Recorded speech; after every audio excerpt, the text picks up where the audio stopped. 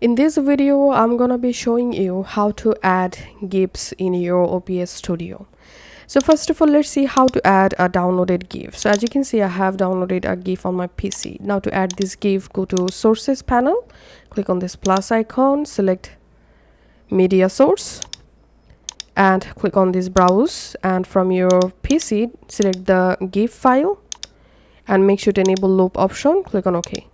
And here we can see the GIF successfully added. And now let's see how to add a GIF using the GIF image URL or address. So I'm going to my browser and I'm just searching a GIF.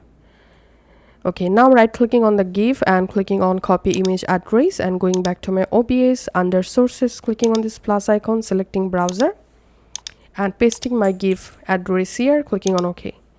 And as you can see, the GIF successfully added. Thanks for watching.